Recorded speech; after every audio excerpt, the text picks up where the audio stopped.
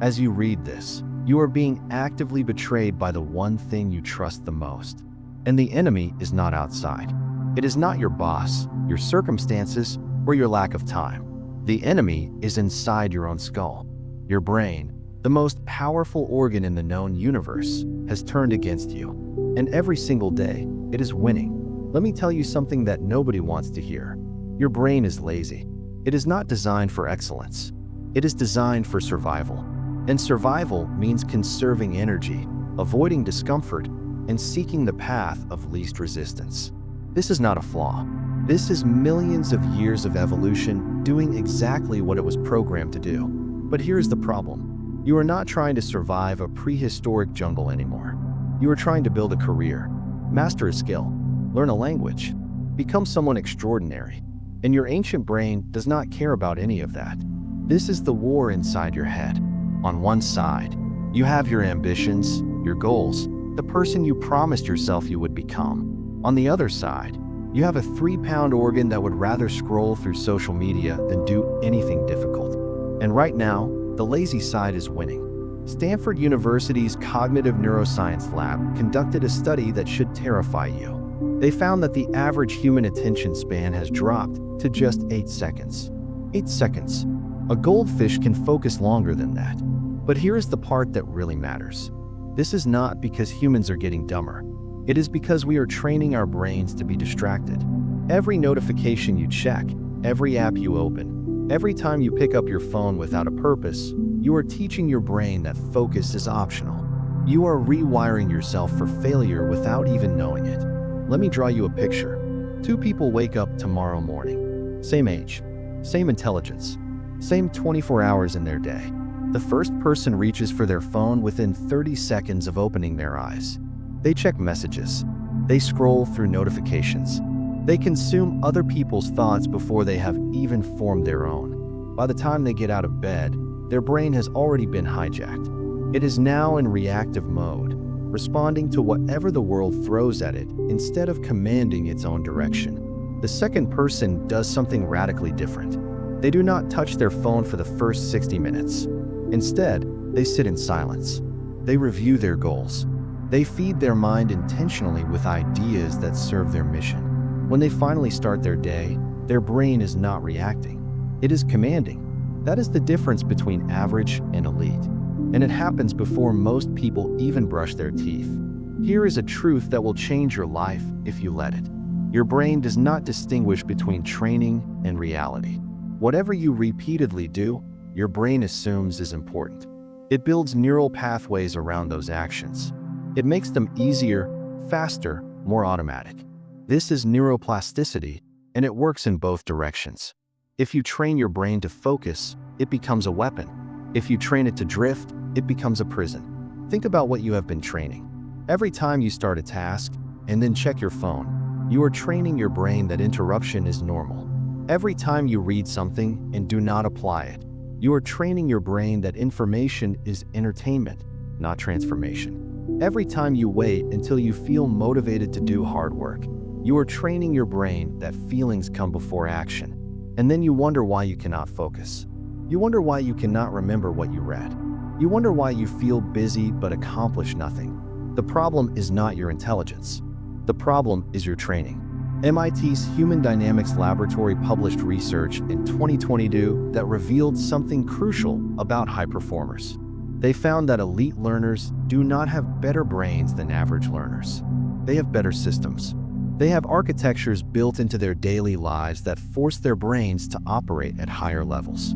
While everyone else is hoping for motivation, they have engineered environments that make motivation irrelevant. This is the key that unlocks everything. You cannot rely on willpower.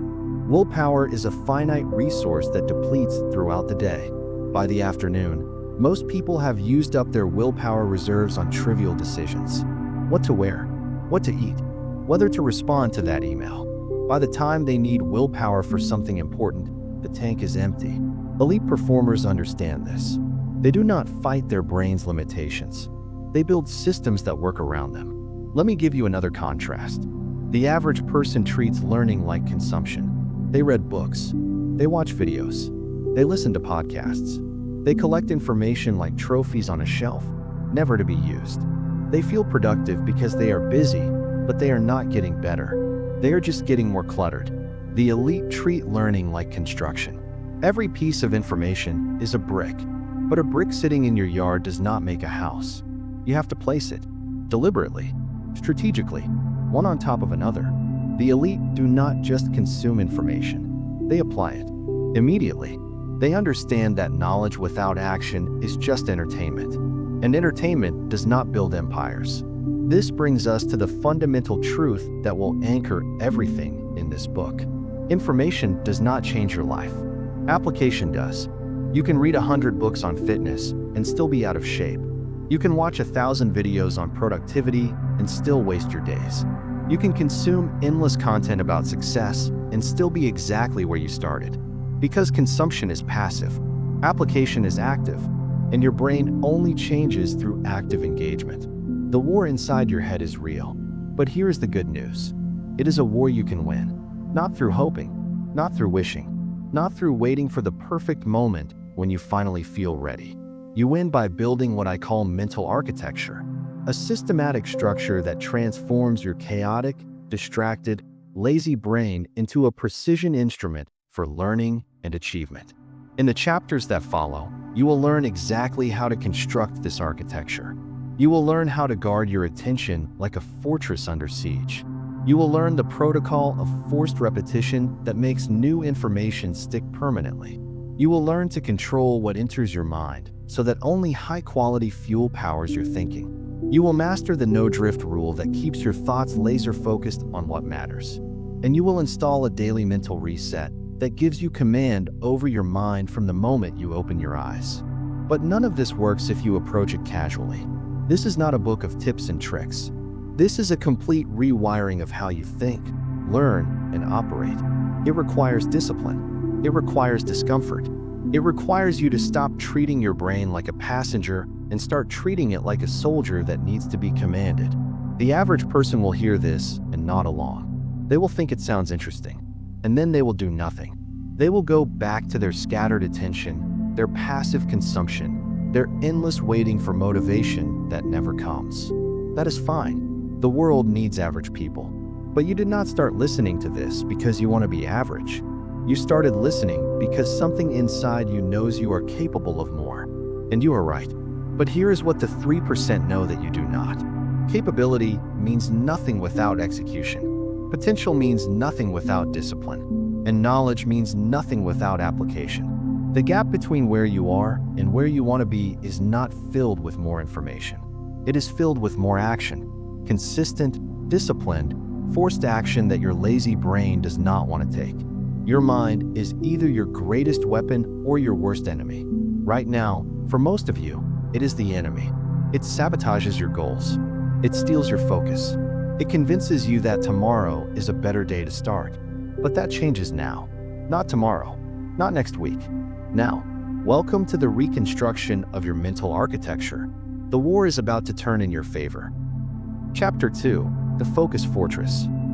There is a secret that the most productive people on Earth understand, and it has nothing to do with working harder. It has nothing to do with waking up earlier or grinding longer hours.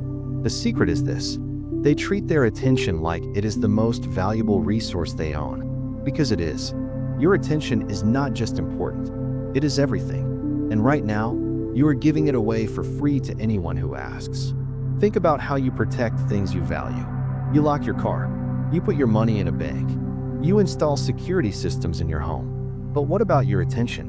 What about the one resource that determines the quality of your thinking, the depth of your learning, and the direction of your entire life? Most people leave it completely unguarded. They let anyone walk in and take whatever they want.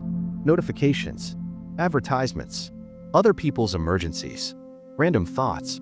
All of it floods in without resistance, and then they wonder why they cannot focus on anything that matters.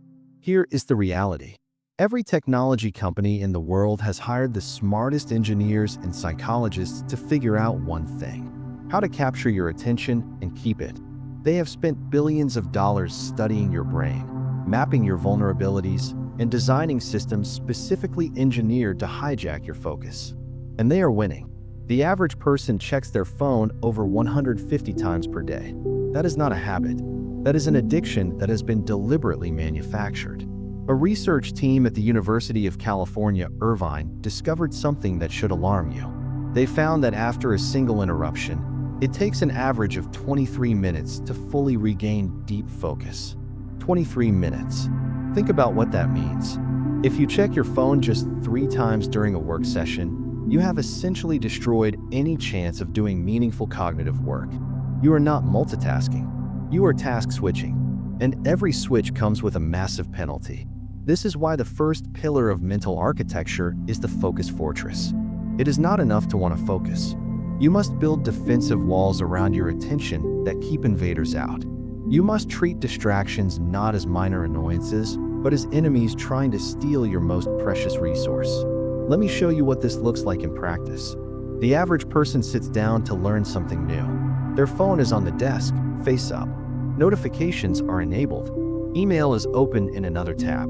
The television might be on in the background for company. They read a paragraph, and then a notification pops up. They glance at it. Just for a second, they tell themselves.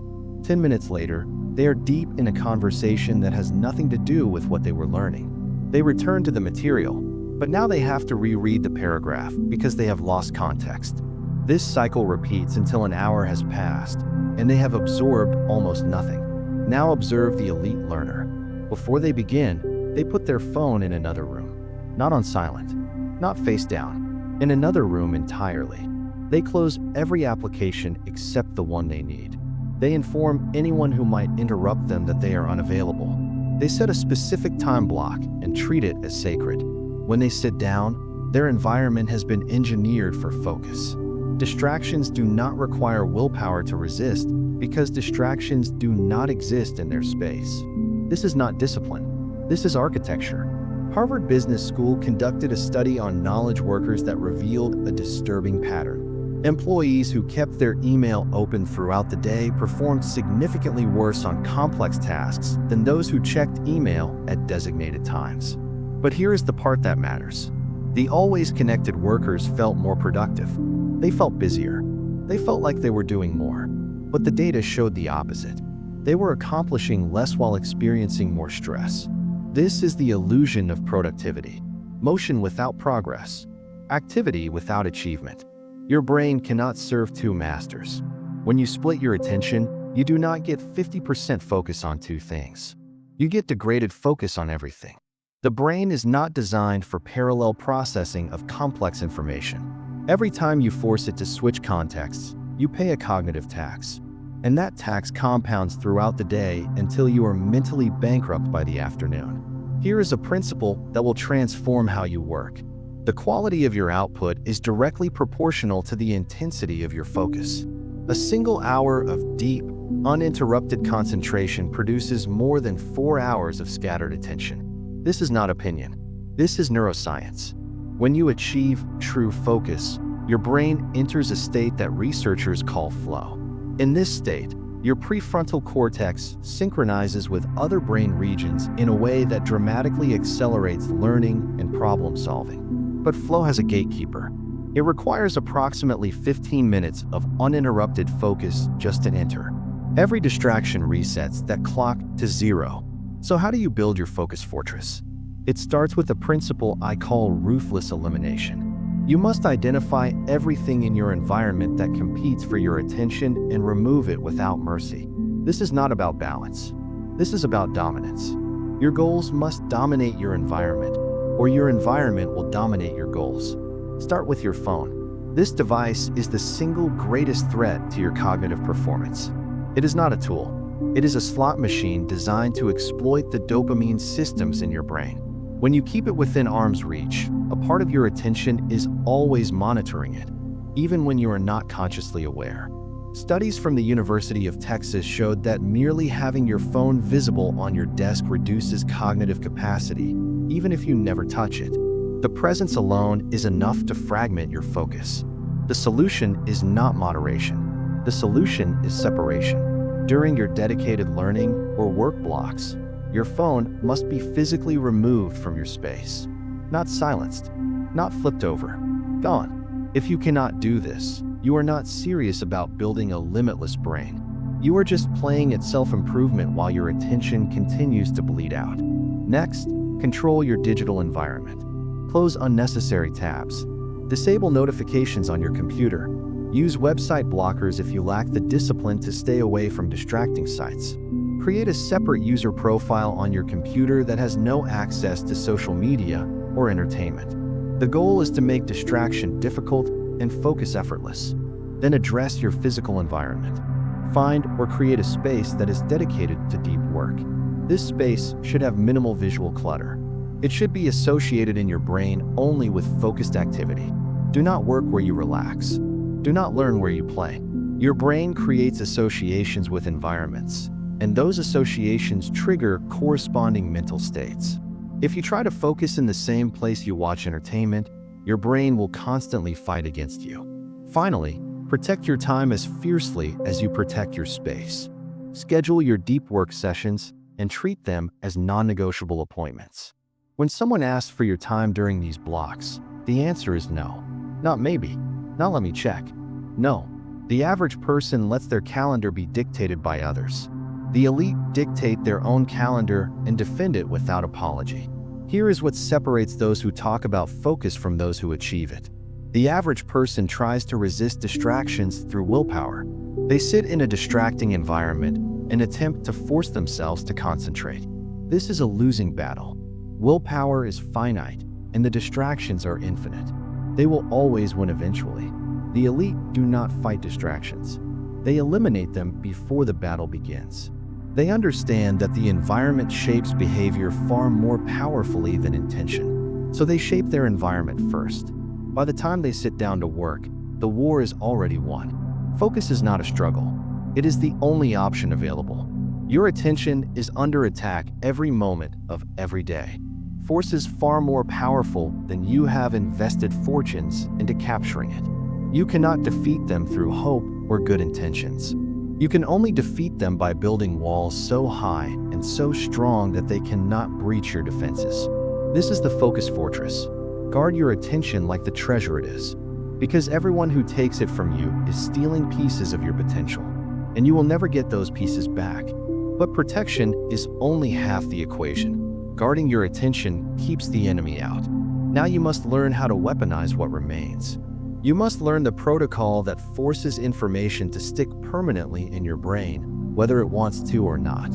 And that requires a level of discipline that most people will never embrace. Chapter 3: Forced Repetition Protocol. Here is a truth that will offend everyone looking for shortcuts. Your brain does not want to learn. It actively resists new information. Every time you try to acquire a new skill or absorb new knowledge, your brain pushes back. It creates discomfort. It generates boredom. It whispers that this is too hard, that you should do something easier, that you can always try again tomorrow. This is not weakness. This is biology. And until you understand it, you will keep failing at the same things over and over again. Your brain has one primary objective: conserve energy. Learning requires enormous amounts of energy. Building new neural pathways is metabolically expensive. Your brain would rather run on autopilot using existing circuits than construct new ones. So it fights you every single time. The resistance you feel when facing difficult material is not a sign that you are not smart enough. It is a sign that your brain is doing exactly what evolution designed it to do: protect itself from unnecessary energy expenditure. The average person interprets this resistance as a signal to stop. They think the discomfort means they are on the wrong path. They believe learning should feel natural, easy, enjoyable.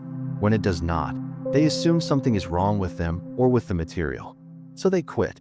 They move on to something that feels better, and they never build the neural architecture required for mastery. The elite understand something fundamentally different. They know that discomfort is not a warning sign. It is a confirmation. It means the brain is being forced to adapt.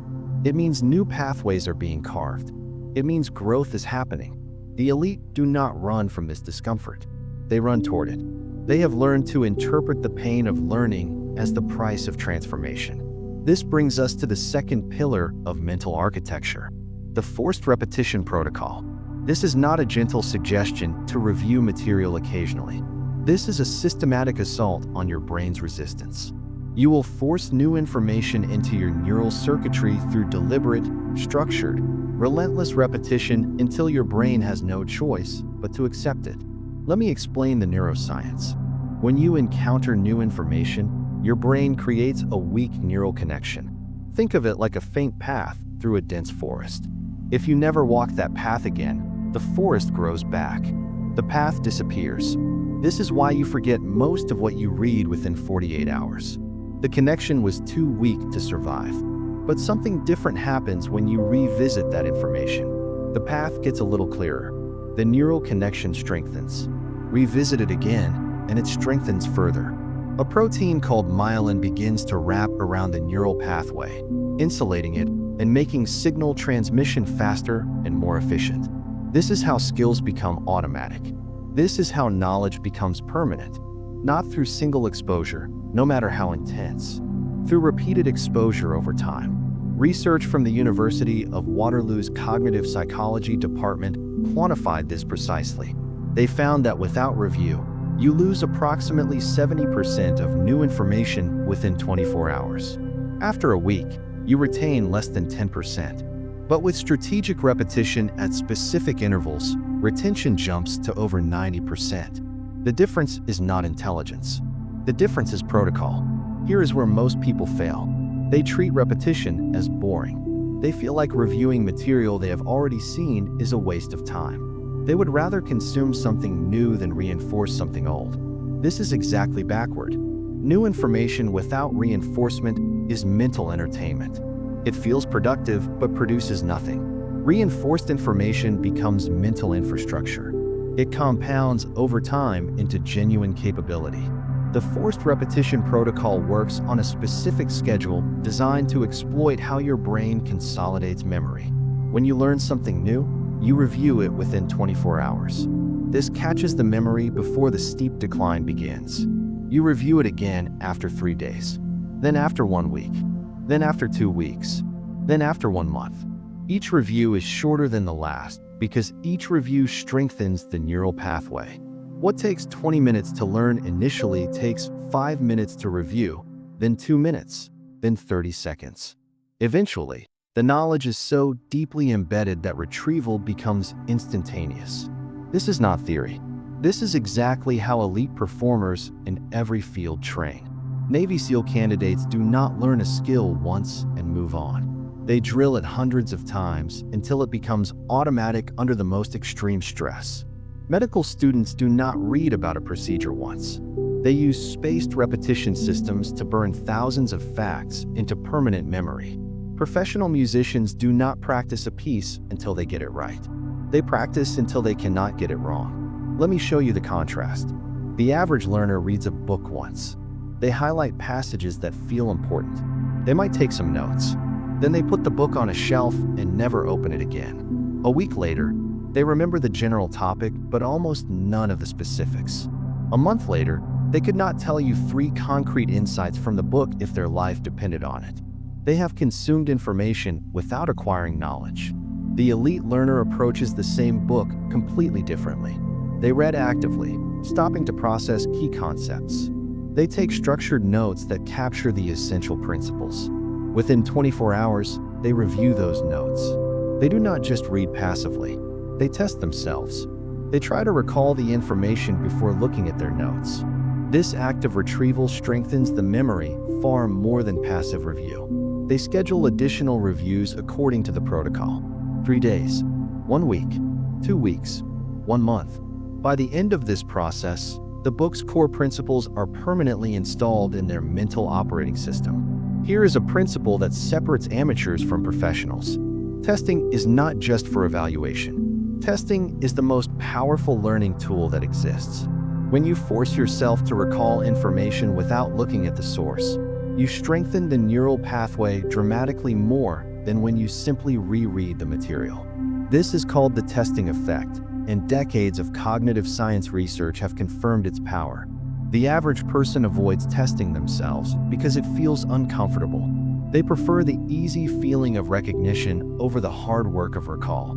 When they reread their notes, everything looks familiar, and they mistake familiarity for mastery. Then they face a real situation requiring that knowledge, and they discover they cannot access it. The information was never truly learned. It was only temporarily stored. The elite deliberately put themselves in positions where they must recall without aids. They use flashcard systems. They teach concepts to others. They write summaries from memory before checking their notes. Every act of effortful recall is a repetition that counts double or triple compared to passive review. Now here is where discipline separates those who transform from those who stay stuck. The forced repetition protocol only works if you actually follow it. And following it requires doing something boring. It requires reviewing material when you would rather learn something new. It requires drilling fundamentals when you would rather explore advanced topics. It requires accepting that mastery is built on a foundation of repeated basics, not a collection of surface-level exposures to many things. Your brain will resist this. It will tell you that you already know this material. It will generate boredom and restlessness. It will push you toward novelty and away from reinforcement. This is the moment that defines whether you will develop a limitless brain or remain average. The average person obeys their brain's resistance. The elite override it. Here is how you implement this starting today. Whatever you are trying to learn, create a review schedule before you begin. Do not leave reinforcement to chance. Do not trust yourself to remember to review. Build the repetition into your system. Use a digital flashcard application. Use a calendar with scheduled review sessions. Use whatever tool works for you. But systematize the repetition so it happens whether you feel like it or not. When you review, do not just passively reread. Test yourself first. Try to recall the key concepts before you look at your notes. Write a summary from memory. Explain the concept out loud as if teaching someone else. Make the review active and effortful. The harder your brain has to work during review, the stronger the memory becomes. Accept that this process is not exciting. It is not glamorous. There is no dopamine rush from reviewing material you have seen before. But this is exactly why most people never achieve mastery. They chase the excitement of new information while their previous learning fades away. They are always starting over, always at the beginning, never building the deep expertise that comes from layered reinforcement over time. The forced repetition protocol is not optional. It is the mechanism by which your brain physically changes. Without it, you are just entertaining yourself with information that will disappear. With it, you are constructing permanent mental architecture that compounds over years into extraordinary capability. Your brain will resist. Force it anyway. Your brain will generate boredom. Override it anyway. Your brain will push you toward novelty. Ignore it anyway. This is not about what feels good. This is about what works. And repetition works. You now understand how to protect your attention and how to force information into permanent storage. But there is a critical variable we have not addressed. What exactly are you putting into your brain? Because if you are forcing low-quality information to stick, you are building a prison, not a fortress. The next pillar will show you how to control your inputs so that every repetition moves you closer to your goals, not further away. Chapter 4. Input Control. Garbage in, garbage out. There is an ancient principle in computer science that applies directly to your brain. Garbage in, garbage out. It does not matter how powerful the processor is. It does not matter how sophisticated the software is. If you feed a system corrupted data, you get corrupted results. Your brain operates on the same principle.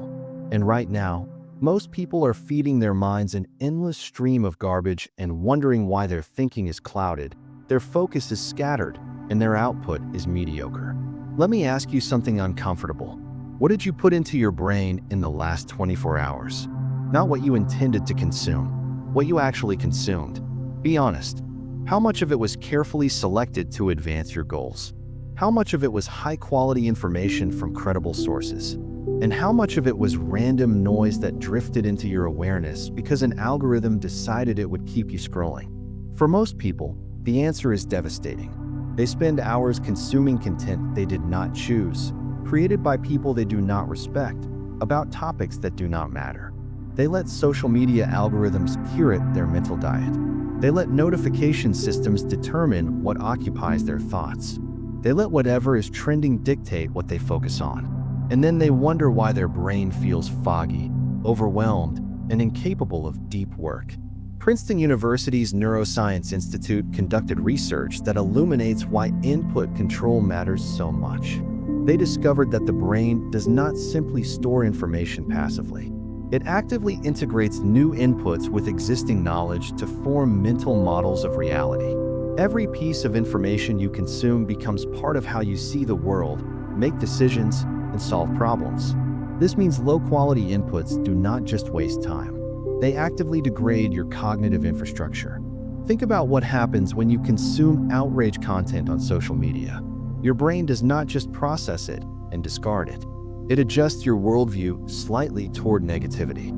It trains your pattern recognition to look for more things to be outraged about. It strengthens neural pathways associated with anger and anxiety while weakening pathways associated with focused problem solving. One piece of outrage content might seem harmless. Thousands of them over months and years fundamentally reshape how your brain operates. This is the third pillar of mental architecture. Input control.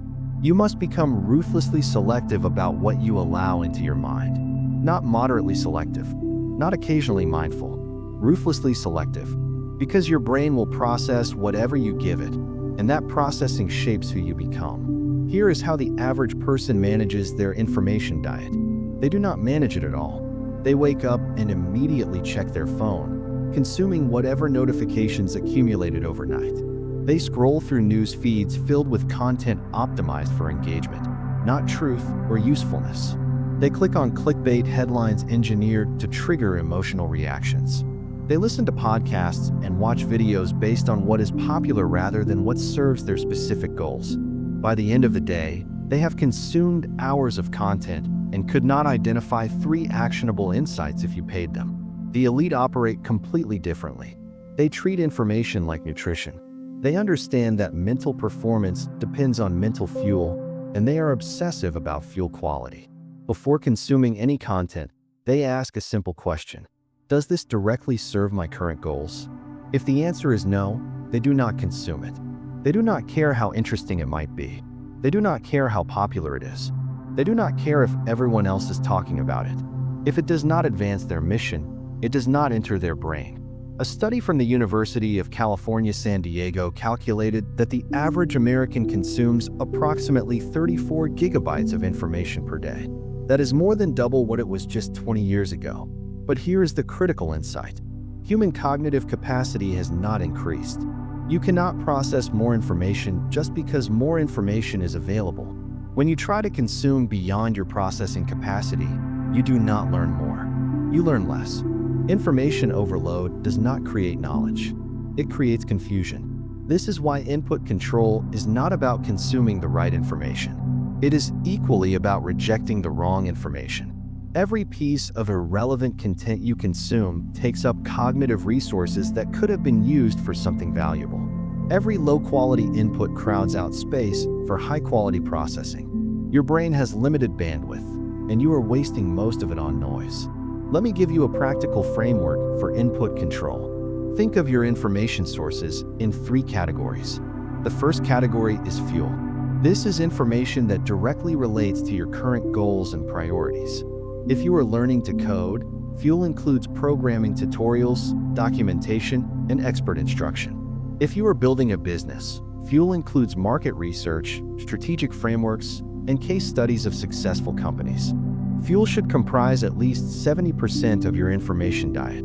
The second category is expansion. This is information that broadens your perspective and introduces new mental models, even if it is not directly related to your immediate goals.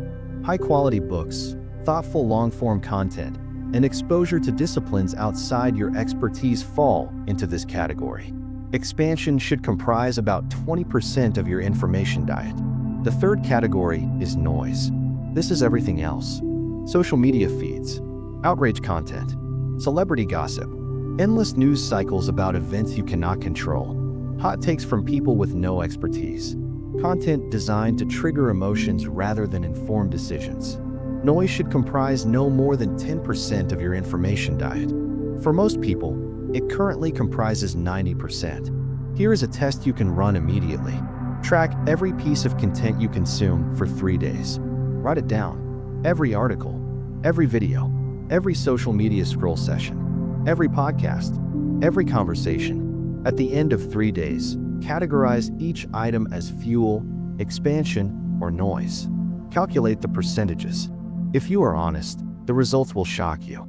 And that shock is exactly what you need to take input control seriously. Now here is where most people fail. They understand the concept, but do not implement systems to enforce it.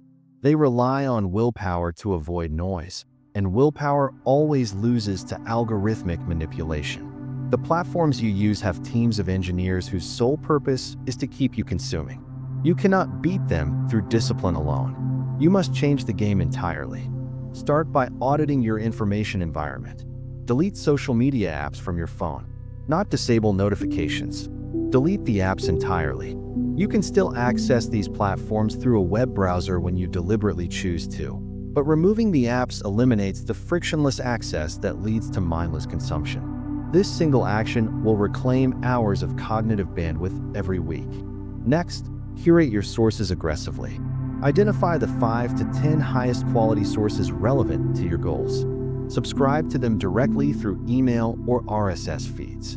Consume from these sources first before allowing any algorithmic recommendations. When you give the algorithm control over your attention, you are outsourcing your cognitive diet to a system designed to maximize engagement, not your well-being. Then implement consumption windows. Just as you schedule deep work sessions for focused output, schedule specific times for information input. Outside these windows, you do not consume. You do not check news. You do not browse content. You do not let inputs in. This prevents the constant context switching that fragments your attention throughout the day. Here is a principle that will feel extreme but produces extraordinary results. Practice strategic ignorance. You do not need to know about most things happening in the world. The vast majority of news has zero impact on your life and zero relevance to your goals. Consuming it does not make you informed. It makes you distracted. The elite are often shockingly ignorant about current events and popular culture because they are intensely focused on their domain of mastery. This is not a weakness. It is a strategic allocation of limited cognitive resources. The average person feels anxious when they are not constantly updated on what is happening in the world. They fear missing out on important information. They believe staying informed is a virtue. But ask yourself this: what have you actually done with all the information you consumed last month? What decisions did it improve? What actions did it enable? What results did it produce? For most people, the honest answer is nothing. They consumed for the illusion of productivity, not for actual impact. Your brain will become what you feed it. Feed it garbage, and it will produce garbage thinking. Feed it focused, high-quality information aligned with your goals, and it will produce focused, high-quality output. This is not metaphor. This is neuroscience. The inputs you choose literally shape the physical structure of your brain through the same mechanisms of neuroplasticity we discussed in previous chapters. You now have 3 pillars of mental architecture in place. You are protecting your attention with the focus fortress. You are encoding information permanently through the forced repetition protocol. You are controlling inputs to ensure only quality fuel enters your system. But there is still a threat operating inside the walls. A saboteur that undermines everything you build. Your own wandering mind. And until you master the ability to command your thoughts, you will never achieve true cognitive dominance. Chapter 5. The Inno Drift Rule. There is a silent enemy that defeats more people than distraction, procrastination, and lack of discipline combined. It operates so quietly that most people never realize it is destroying them. This enemy is mental drift, the unconscious tendency of your mind to wander away from what matters and toward whatever requires the least effort. And unless you learn to defeat it, everything else you build will eventually crumble. Here is what mental drift looks like in practice. You sit down to work on something important. For the first few minutes, you are engaged. Then, without any conscious decision, your mind starts to wander. You think about something that happened yesterday. You wonder what you will eat for lunch. You remember an email you forgot to send. You imagine a conversation you might have later. None of these thoughts were invited. None of them serve your goals. But they arrived anyway, and they hijacked your cognitive resources without your permission. This is not occasional. This is constant. Research from Harvard University's psychology department found that the average person's mind wanders 47% of the time. Almost half of your waking life is spent thinking about something other than what you are actually doing. And here is the part that should disturb you. The researchers also found that mind wandering is directly correlated with unhappiness. A drifting mind is not just an unproductive mind. It is an unhappy mind. Your brain has a default mode network that activates whenever you are not focused on a specific task. This network evolved to help our ancestors stay alert to potential threats in the environment. But in the modern world, where immediate physical danger is rare, the default mode network has become a generator of anxiety, rumination, and mental noise. When you let your mind drift, it does not drift toward positive, productive thoughts. It drifts toward worries, regrets, and imagined problems. Left uncontrolled, your own mind becomes your worst enemy. This is the fourth pillar of mental architecture, the no-drift rule.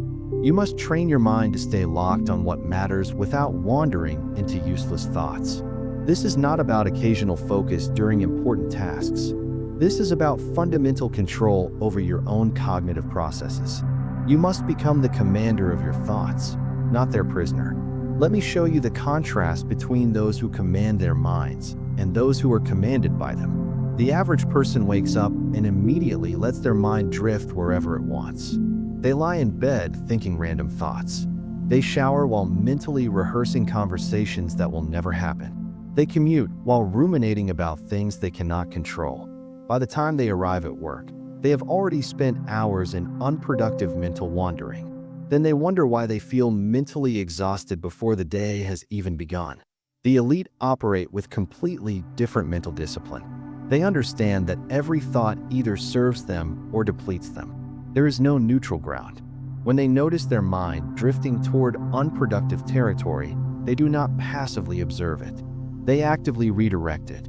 They have trained themselves to catch drift early and return to intentional focus. This is not natural ability. This is trained skill. And it is the skill that separates those who accomplish extraordinary things from those who merely think about accomplishing extraordinary things. Here is a truth that will transform how you relate to your own mind. You are not your thoughts. You are the awareness that observes your thoughts. This distinction is crucial. When a random worry arises, you do not have to engage with it. When a negative memory surfaces, you do not have to relive it. When your mind starts constructing imaginary problems, you do not have to solve them. You can observe these thoughts arise, recognize them as drift, and consciously return your attention to what actually matters. The University of Miami conducted research on elite military personnel and their ability to maintain focus under extreme stress. They found that the highest performers shared one common characteristic. They had exceptional control over their attentional focus.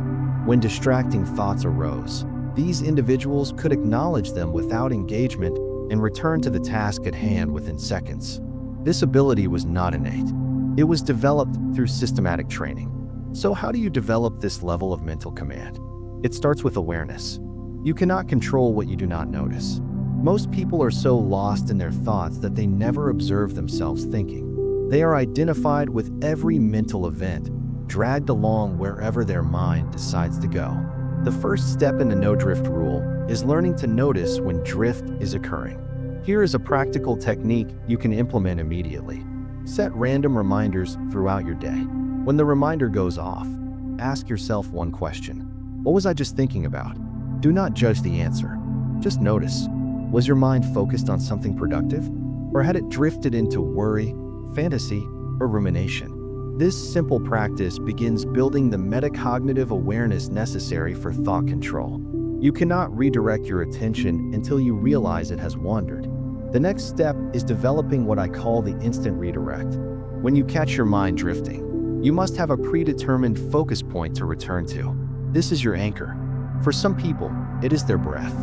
For others, it is a physical sensation in their body. For others, it is their primary goal for the day stated as a clear intention. The specific anchor matters less than having one. When drift occurs, you notice it, and you immediately return attention to your anchor. No negotiation, no analysis of the drifting thought, just redirect. The average person engages with every thought that arises. A worry appears, and they start analyzing it. A memory surfaces, and they start reliving it. A fantasy emerges, and they start elaborating it. Each engagement strengthens the neural pathways associated with drift. Each engagement trains the brain that wandering is acceptable. Over time, drift becomes the default mode, and focused attention becomes the exception. The elite treat unproductive thoughts like spam emails. They notice them, recognize they are not useful, and delete them without opening. They do not engage with every mental event. They do not give cognitive resources to thoughts that do not serve their mission. This is not suppression or denial. This is strategic allocation of attention. You have limited mental energy. Spending it on drift means having less for what matters. Here is a critical insight from cognitive neuroscience. Attention is like a muscle. It strengthens with use and weakens with neglect. Every time you practice catching drift and redirecting to focus, you are building the neural infrastructure for sustained attention. Every time you let drift continue unchecked, you are weakening that infrastructure.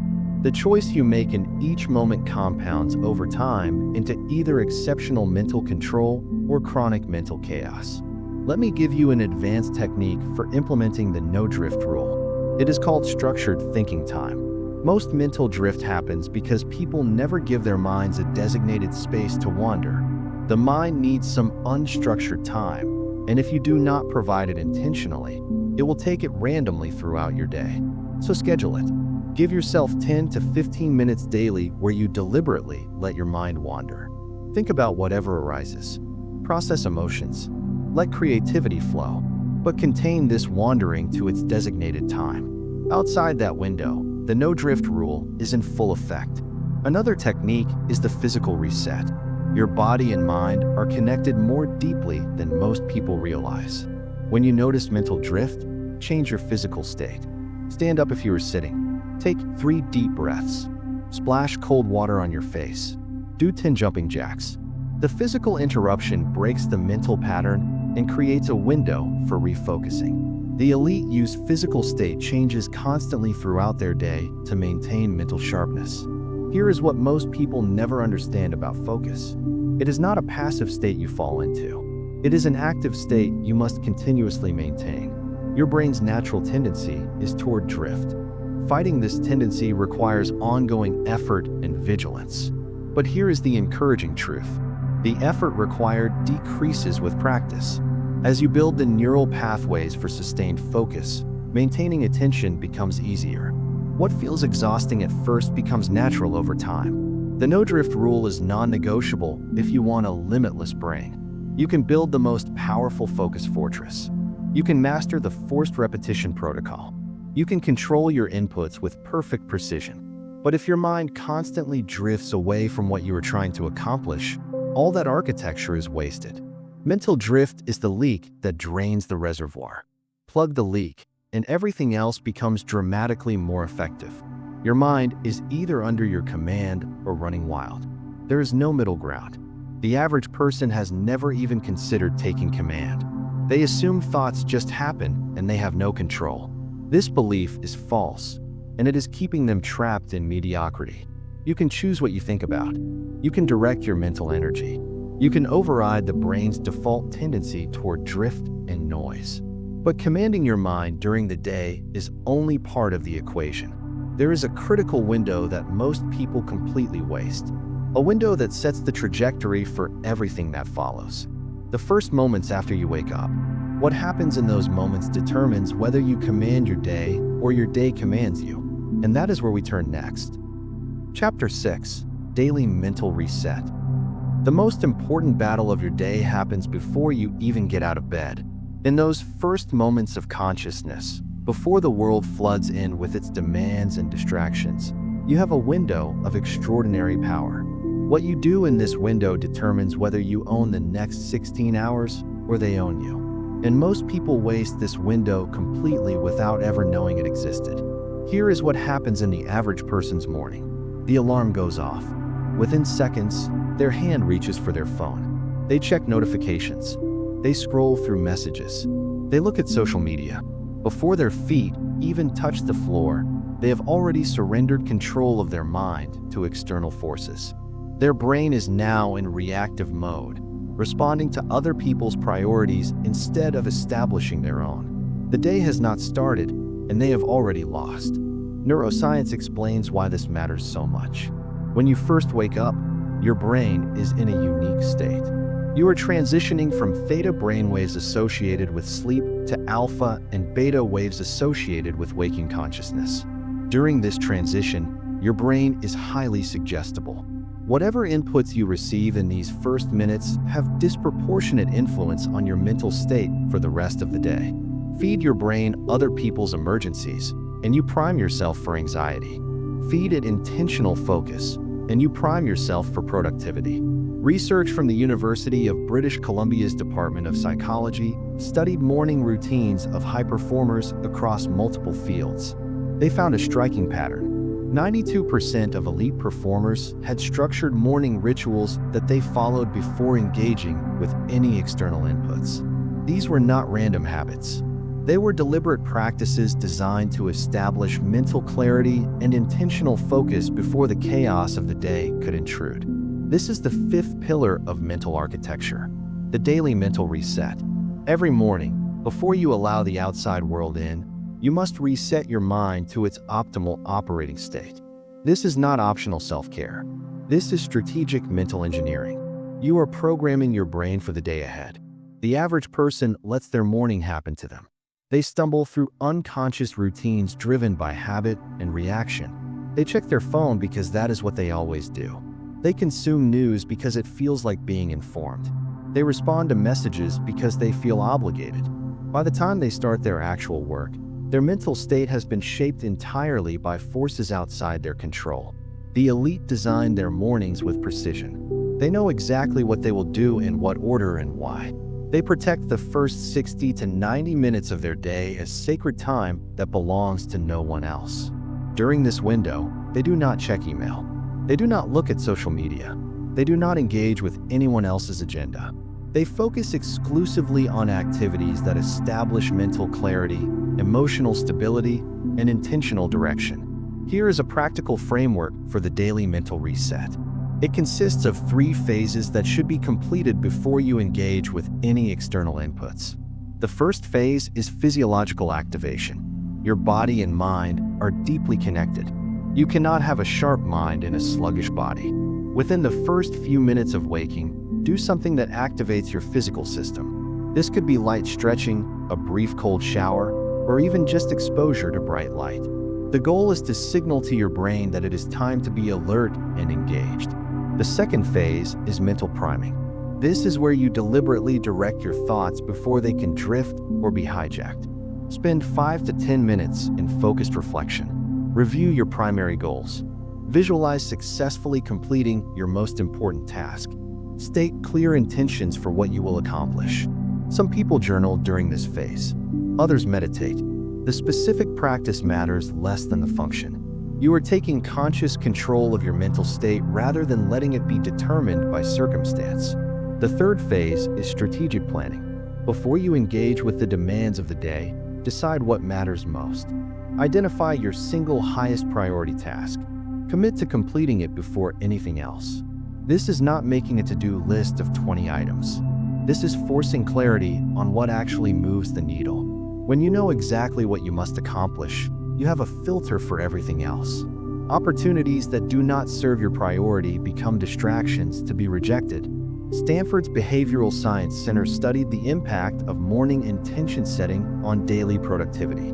They found that participants who spent just 5 minutes each morning clarifying their primary objective accomplished significantly more than those who started working immediately.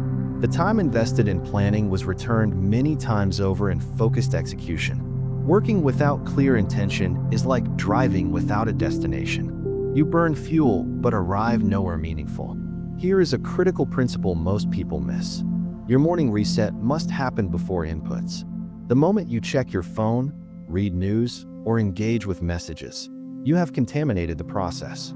Your mind is now filled with other people's thoughts, problems, and priorities. You cannot establish clear intention when your mental space is already crowded with external noise. This is why the elite are so militant about protecting their pre-input window. I understand the resistance you might feel. You think you need to check your phone immediately. What if something important happened? What if someone needs you? Here is the truth. In the vast majority of cases, nothing that arrived overnight requires your immediate attention. The perceived urgency is manufactured by platforms designed to make you feel you are missing out. Checking can wait 60 minutes. And those 60 minutes of protected mental space will transform your entire day. The daily mental reset also includes a component that most people neglect entirely. It is the practice of starting fresh regardless of yesterday. Every day is a new opportunity to operate at your highest level. What happened yesterday, whether success or failure, is irrelevant to what you can accomplish today. The reset means releasing attachment to past performance and approaching the new day with full engagement. Do not let yesterday's momentum, positive or negative, dictate today's potential. Here is what happens when you implement the daily mental reset consistently. You stop feeling like you are constantly behind. You stop reacting to the day and start directing it. You arrive at your important work with mental clarity instead of mental clutter. Decisions become easier because your priorities are clear. Distractions lose their power because you know exactly what you should be doing instead. Your morning is not just another part of the day. It is the foundation on which everything else is built. A compromised foundation leads to a compromised structure. A solid foundation supports everything built upon it. The daily mental reset ensures that your foundation is solid every single day. You now have 5 pillars of mental architecture in place. Protection of attention, forced repetition for permanent encoding, controlled inputs for quality fuel, command over wandering thoughts, and now, daily reset to start fresh with intention. But knowing these pillars is not enough. You must become the person who implements them automatically. And that requires something deeper than tactics. It requires a fundamental shift in who you believe yourself to be. Chapter 7: The Identity Shift. Everything you have learned so far is useless if you do not believe you are the kind of person who can execute it. This is the brutal truth that most self-improvement content ignores. You can have the best strategies, the most powerful techniques, and the perfect system. But if your internal identity does not match your external goals, you will sabotage yourself every single time. Your beliefs about who you are will always defeat your intentions about who you want to become. Here is how this works neurologically. Your brain is constantly trying to maintain consistency between your actions and your self-image. Psychologists call this cognitive consistency. When you attempt to do something that conflicts with your identity, your brain generates resistance. It creates discomfort, doubt, and rationalizations for why you should stop. This is why people who see themselves as lazy struggle to maintain productive habits. This is why people who believe they are bad at learning cannot absorb new information effectively. Their identity creates a ceiling that their performance cannot exceed. The average person tries to change their behavior while keeping their identity intact. They say things like, "I am trying to be more focused," or "I am working on being disciplined." Notice the language. They are trying. They are working on it. Their identity remains someone who is not focused, not disciplined, and they are merely attempting to act differently. This creates constant internal friction. Every focused action feels like swimming against the current of who they believe themselves to be. The elite understand that sustainable change requires identity change first. They do not try to be focused. They become someone who is focused. They do not work on being disciplined. They adopt the identity of a disciplined person. The shift is subtle in language, but profound in effect. When your identity aligns with your desired behaviors, those behaviors become natural. You are no longer fighting yourself. You are simply being yourself. Research from the University of Pennsylvania's Behavior Change Lab demonstrated this principle clearly. They studied 2 groups attempting to build exercise habits. The first group was told to exercise regularly for health benefits. The second group was guided to see themselves as athletes. The second group maintained their exercise habits at nearly 3 times the rate of the first group. Same behavior, different identity framing, dramatically different results. So how do you actually shift your identity? It starts with recognizing that your current identity is not fixed truth. It is a story you have been telling yourself, reinforced by years of repetition. You were not born believing you are bad at focus or incapable of discipline. You learn these beliefs through experiences and interpretations. And anything learned can be unlearned. The first step is to identify the limiting identity beliefs that are blocking your progress. What do you tell yourself about your ability to learn? What do you believe about your capacity for focus and discipline? Write these beliefs down explicitly. Most people have never articulated their self-limiting beliefs clearly. They operate as unconscious background programs, shaping behavior without awareness. Bringing them into consciousness is the first step toward changing them. Common limiting beliefs include: I have a bad memory. I am easily distracted. I am not smart enough for this. I have never been disciplined. I am just not a morning person. Each of these beliefs functions as a self-fulfilling prophecy. When you believe you have a bad memory, you do not engage fully with new information because you assume you will forget it anyway. When you believe you are easily distracted, you do not fight distractions because you assume resistance is futile. The belief creates the reality it describes. The second step is to consciously construct a new identity narrative. This is not positive thinking or empty affirmation. This is deliberate identity engineering. You must decide who you need to become to achieve your goals, and then begin telling yourself that story. I am someone who guards their attention fiercely. I am someone who learns through disciplined repetition. I am someone who controls what enters their mind. These statements feel uncomfortable at first because they conflict with your old story. That discomfort is the feeling of growth. Here is a technique that accelerates identity shift. Act first, believe second. Most people think they need to believe something before they can act on it. The elite understand that causation runs both ways. When you act like a focused person, your brain starts to incorporate focus into your identity. Every time you protect your attention, you provide evidence that you are someone who protects their attention. Every time you complete a repetition cycle, you prove to yourself that you are someone who follows through. Action generates belief as much as belief generates action. The average person waits to feel like a disciplined person before acting with discipline. They wait for confidence before taking action. This is backwards. You will never feel ready. You will never feel confident before you have evidence to justify confidence. The elite take action before they feel ready, and the action itself creates the feeling. They understand that identity follows behavior as much as behavior follows identity. Carnegie Mellon's research on self-perception theory confirms this mechanism. They found that people infer their own attitudes and identities by observing their own behavior. When you see yourself taking focused action consistently, you begin to believe you are a focused person. The behavior becomes the evidence for the identity, and the identity then reinforces more of the behavior. This is how positive spirals are created. There is a critical mindset shift embedded in identity transformation. You must move from a fixed mindset to a growth mindset regarding your cognitive abilities. A fixed mindset says intelligence and capability are static traits you are born with. A growth mindset recognizes that the brain is plastic and abilities can be developed through effort. If you believe your capacity for focus is fixed, you will not invest effort in improving it. If you believe it can grow, every practice session becomes meaningful. Here is what the identity shift looks like in practice. The old you wakes up and thinks I should try to focus today. The new you wakes up and thinks I am a person of intense focus, and today I demonstrate that.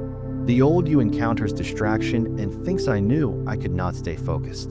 The new you encounters distraction and thinks that is not who I am, and immediately redirects. The old you fails at a learning session and thinks I am just not good at this. The new you fails and thinks this is part of the process of becoming who I am meant to be. The language you use matters enormously. Stop saying I am trying and start saying I am. Stop saying I want to be and start saying I am becoming. Stop saying I cannot and start saying I have not yet. These linguistic shifts reprogram your subconscious understanding of who you are. They close the gap between current reality and future identity. Your brain will resist this shift initially. It will present evidence from your past that contradicts your new identity. You will remember all the times you were distracted, undisciplined, unfocused. This is normal. Your old identity is fighting for survival. But every time you act in alignment with your new identity and dismiss the old evidence as outdated, you weaken the old story and strengthen the new one. The identity shift is not a one-time event. It is a continuous process of reinforcement. Every day, you must choose who you are going to be. Every action is a vote for the type of person you are becoming. Cast enough votes for your new identity, and it becomes who you actually are. The strategies in this book become natural expressions of your character rather than techniques you struggle to implement. You are not just learning to focus better. You are becoming a focused person. You are not just trying to learn faster. You are becoming a rapid learner. This is the deepest level of transformation. And once your identity shifts, the tactics become easy because they are simply what someone like you does. But identity alone does not create results.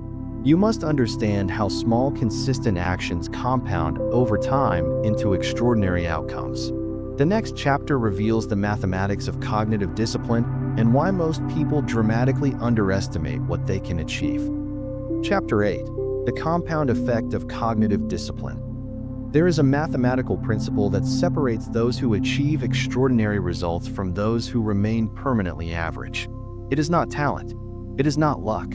It is not even effort in the way most people understand effort. It is the compound effect. And when you apply this principle to cognitive discipline, you unlock a trajectory of growth that most people cannot even imagine. Here is the math that will change how you think about improvement. If you get just 1% better each day at any skill, you will not be 1% better at the end of the year. You will be 37 times better. This is not motivation. This is mathematics. Compound growth is exponential, not linear. Small daily improvements stack on top of each other, and the cumulative effect over time is staggering. But here is the part most people miss. The same math works in reverse.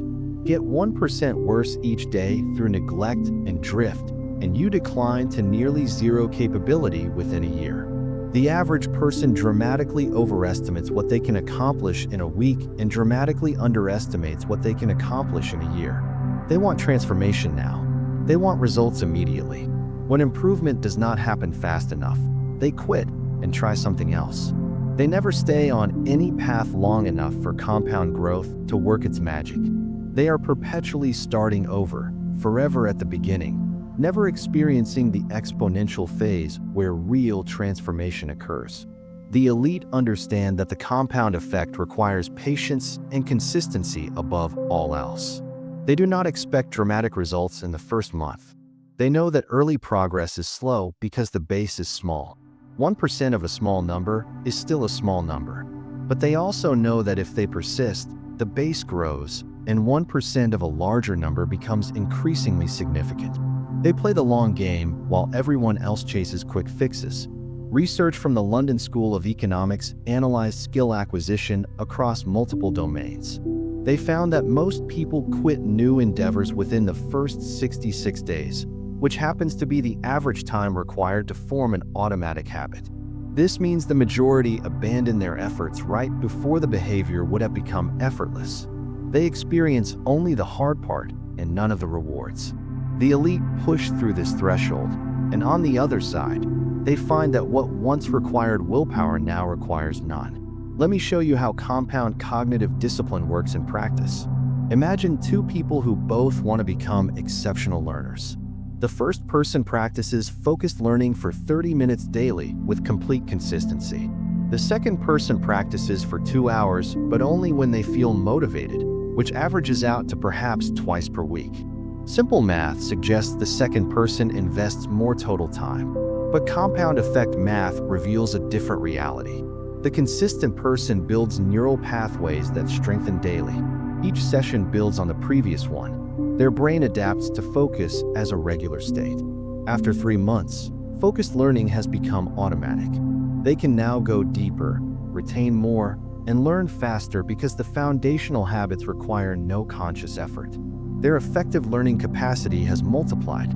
The inconsistent person never builds momentum. Each session starts from near zero because too much time has passed since the last one. Their brain treats focus as an occasional event rather than a default state. After 3 months, they are still struggling with the basics. Their total hours invested may be similar, but their results are dramatically worse. Consistency beats intensity when compound effects are involved. Here is a principle that elite performers internalize completely. You do not rise to the level of your goals. You fall to the level of your systems.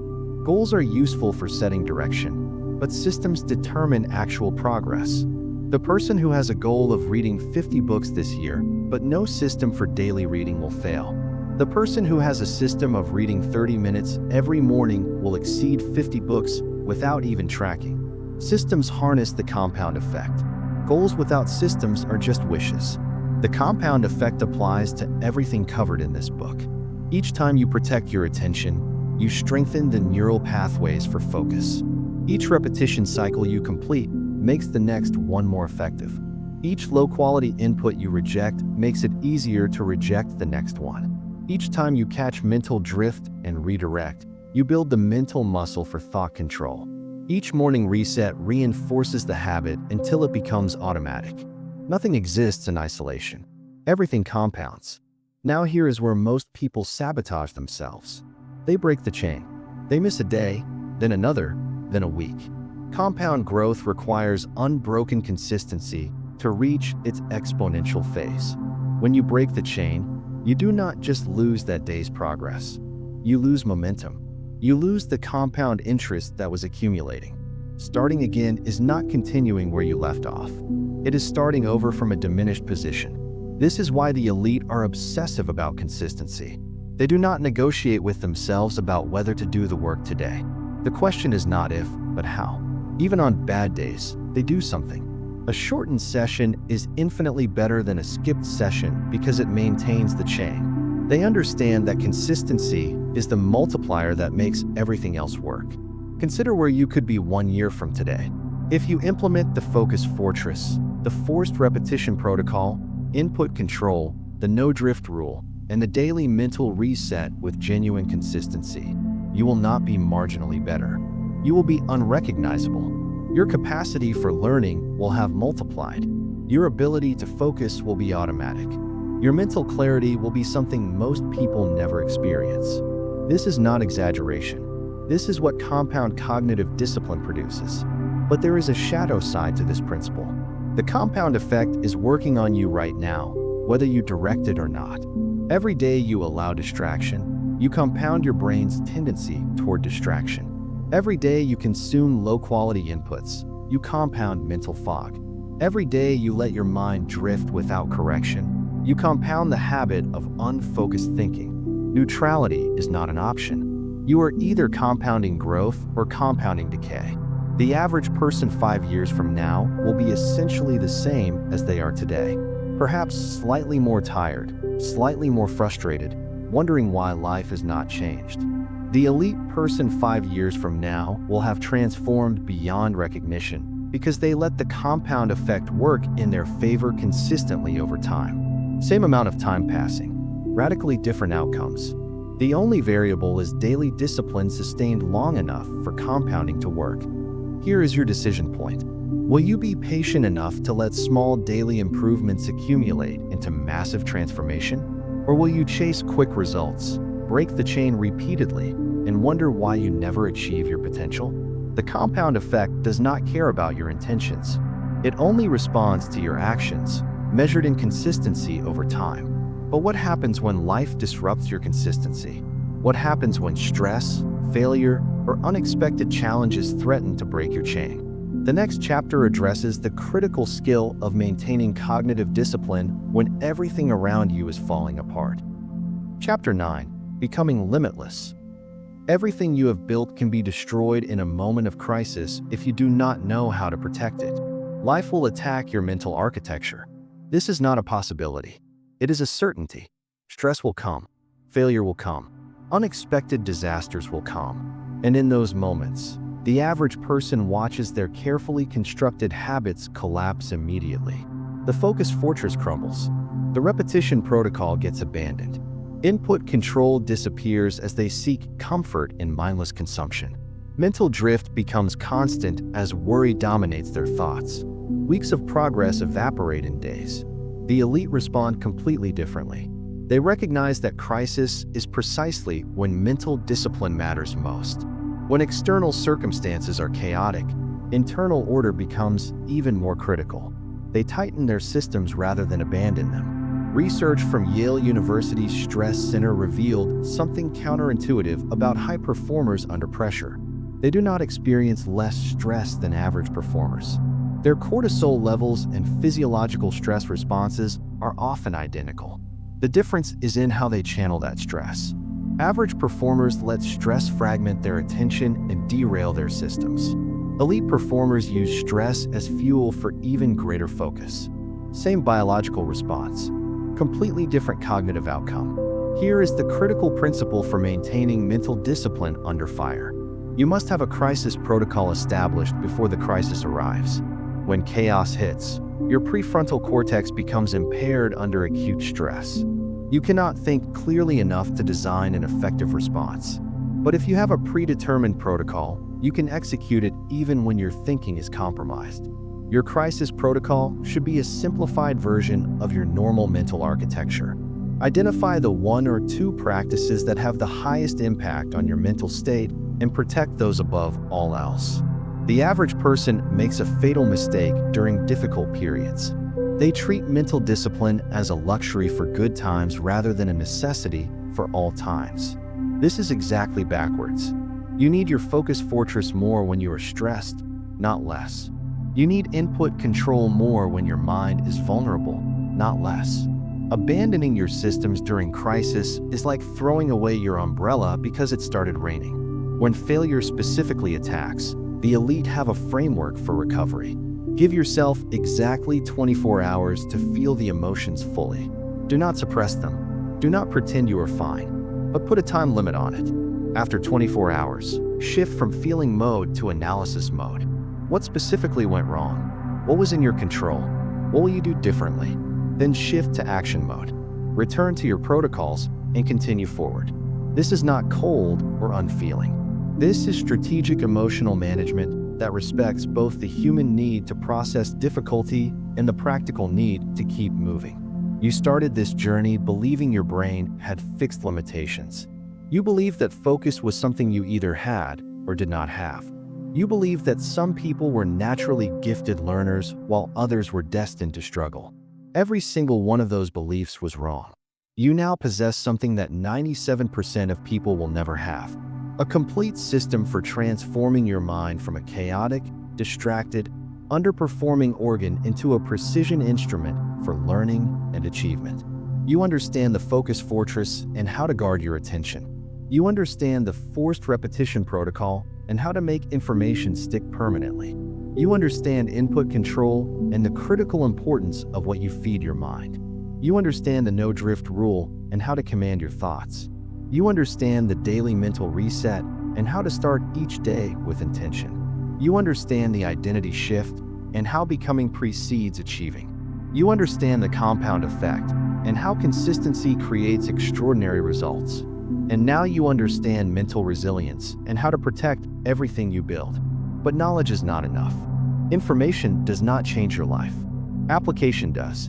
You can listen to this entire book and feel inspired and then do absolutely nothing different tomorrow. Or you can begin implementing immediately, imperfectly, but consistently. The choice you make in the next 24 hours will determine which path you walk. Here is what your life looks like if you choose implementation. You wake up tomorrow and do not touch your phone for the first 60 minutes. You spend those minutes in your daily mental reset, establishing clarity and intention. When you sit down to work, you have created a focus fortress where deep work is the only option. You engage with information actively, knowing you will review it according to your repetition schedule. When your mind drifts, you catch it and redirect without judgment. This does not feel dramatic on day 1, but by day 30, focus comes easier. By day 90, people around you start asking what changed. The alternative is tomorrow feeling exactly like today. Same distractions, same drift, same scattered attention. A year from now, you are in the same place, wondering why nothing ever changes. The gap between these two futures is not talent. It is not intelligence. It is decision followed by discipline. Your brain is not limited by genetics or natural ability. It is limited only by the systems you have in place and the consistency with which you follow them. Remove the artificial constraints of distraction, mental drift, poor inputs, and reactive living, and you will discover capacity you never knew existed. But the world does not want you to have a limitless brain. Platforms will fight to recapture your attention. People around you will question your discipline. Your own brain will resist. This is why identity must come first. When you know who you are, opposition cannot shake you. You have everything you need. The knowledge is complete. The framework is clear. The only remaining variable is you. Will you become one of the 3% who actually implement what they learn? Your mind is waiting for your command. Train it for distraction, and it will master distraction. Train it for focus, and it will master focus. The war inside your head is not over. It will never be over. But from this moment forward, you are no longer unarmed. Go build your limitless brain. Prove it with action.